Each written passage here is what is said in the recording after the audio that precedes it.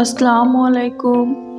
তো সকালবেলা আমি চাল নিয়ে বসে পড়েছি। তো এই চালটাকে আমি ভিজিয়ে রেখেছিলাম 3 থেকে 4 ঘন্টা মতো। এখন এটাকে বেটে নেব।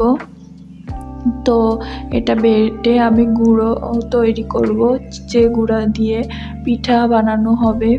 তো আজ বানাবো চালের গুঁড়া দিয়ে রুটি হবে আর গরুর মাংসের ঝোল। খেতে কিন্তু দারুণ মজা হবে। সবাই কিন্তু খুব পছন্দ করে, আমার তো খুবই পছন্দ। তো চলুন চালগুলোকে বেটে নেই প্রথমে।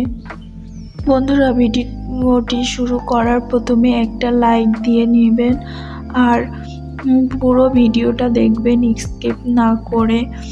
তো আপনাদের একটা লাইক আমাদের পরবর্তী ভিডিও বানানোর জন্য অনেক উৎসাহ দেয়, তাই একটা লাইক অবশ্যই দিবেন। তো চাল সবসময় ঢেঁকিতে করলে ভালো হয়। তো শহরের ঢেঁকি তো আর পাওয়া যায় না, তো আমরা শিলেই বেটে খাই। তো এই কারণে শিলে বেটে নিচ্ছি। তো আমার বাটা হয়ে গেছে একবার। এখন এটাকে টুকে গুঁড়ো বের করে নেব।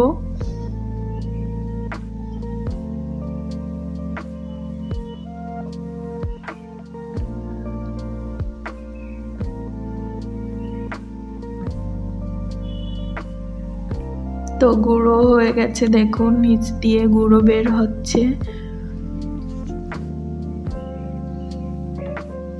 তো আমি সম্পূর্ণ চাল ভালোভাবে বেটে এভাবে গুঁড়ো করে নিয়েছি।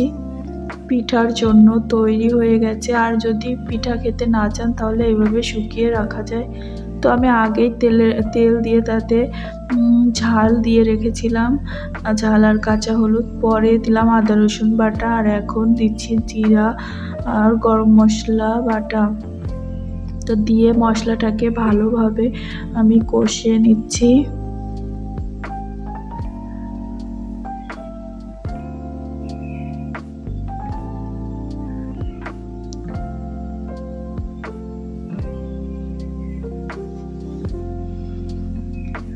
তো এর ভিতরে গুঁড়ো মশলার ভিতর দিচ্ছি ধনিয়া গুঁড়া, ঝালের গুঁড়া আর পরিমাণ মতো লবণ। আমি হলুদ দেইনি, কেননা আমি কাঁচা হলুদ ব্যবহার করেছি, এই কারণে।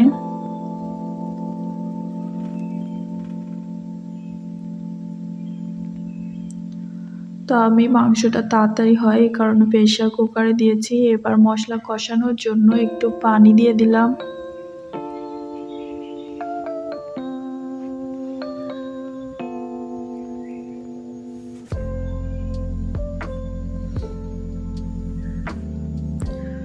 মাংসটা রান্না হয়ে গেলে তারপর রুটি বানানো শুরু করব। তো শীতের দিনে চালের আটার রুটি খেতেও অনেক ভালো লাগে। দেখুন বন্ধুরা, মশলাটা কষানো হচ্ছে।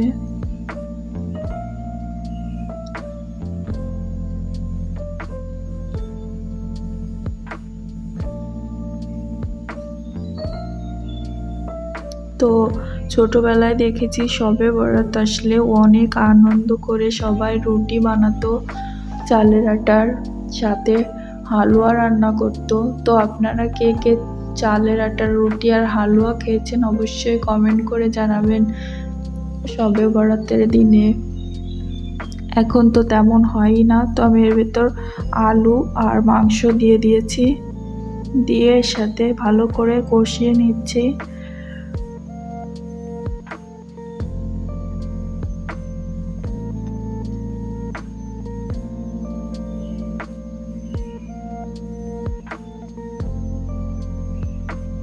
কালারটা দেখতে কি সুন্দর হয়েছে।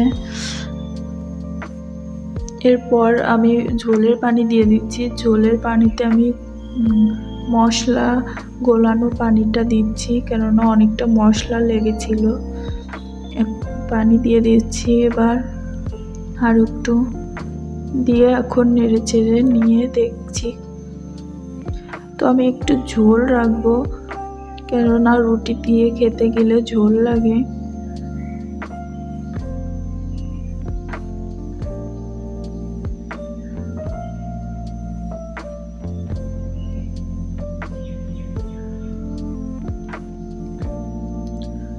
তো আমি এতটুকু পরিমাণে ঝোল দিয়েছি। এখন ঢাকনাটা আটকে দিচ্ছি প্রেসার কুকারের।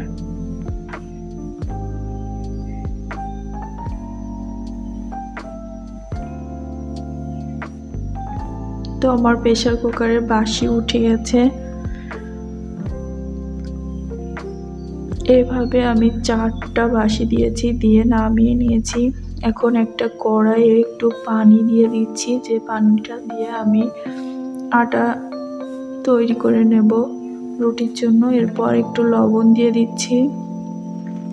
তা আটার পানিটা উতলে গেছে, এখন আমি আটা দিয়ে দিচ্ছি চালের। দিয়ে আটাটাকে একটা ডো তৈরি করে নেব।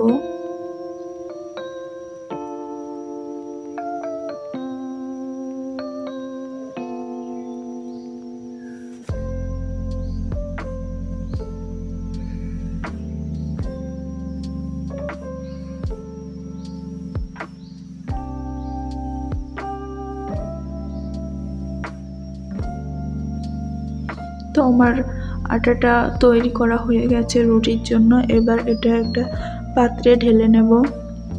তো পাত্রে একটু পানি ছিল, তাই আমি আগে থেকে গুঁড়ো ছড়িয়ে দিয়েছি, আর এখন এটাকে ঢেলে নিচ্ছি। তো আটাটাকে আমি ভালোভাবে চটকে নিয়েছিলাম। চটকে নিয়ে এখন রুটি বানানোর জন্য লেচি কেটে নেব। তো আমার লেচি কেটে নেওয়া হয়ে গেছে, এখন রুটি বানিয়ে নেব।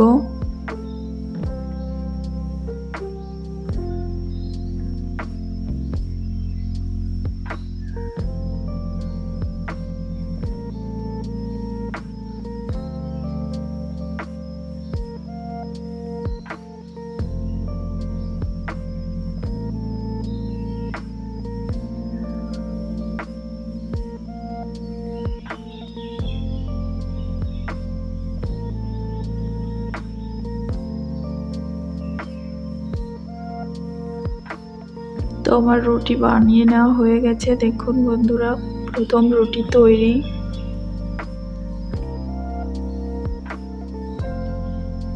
তো আমি একটা প্লেটে রেখে দিয়েছি।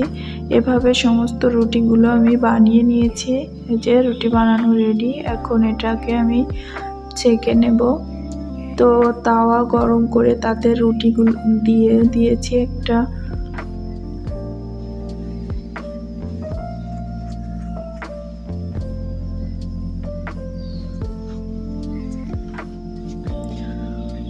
তো আরেক পাশ হয়েছে কিনা দেখে নিচ্ছি। হ্যাঁ, এক পাশ হয়ে গেছে। 3 উল্টানোই রুটি হয়ে থাকে, আর ফোলেও কিন্তু এই রুটি আটা মেরে নিলে সেটাতে কম সময় লাগে।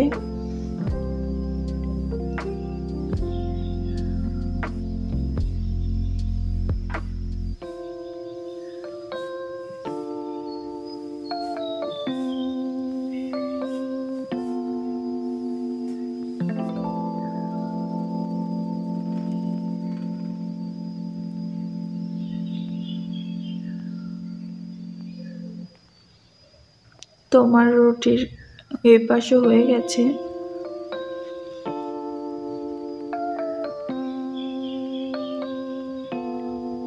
তো রুটিগুলো বানিয়ে নিয়েছি। তো বন্ধুরা, আমার ভিডিওটি যদি আপনাদের ভালো লেগে থাকে তাহলে আমার চ্যানেলটিকে সাবস্ক্রাইব করুন, লাইক কমেন্ট শেয়ার করে আমার পাশেই থাকুন। তো চলে আসলাম খাওয়া দাওয়ার জন্য। সকলে সুস্থ থাকুন, ভালো থাকুন, আর যেমন খুশি তেমন রান্নাঘরের সাথেই থাকুন। আল্লাহ হাফেজ।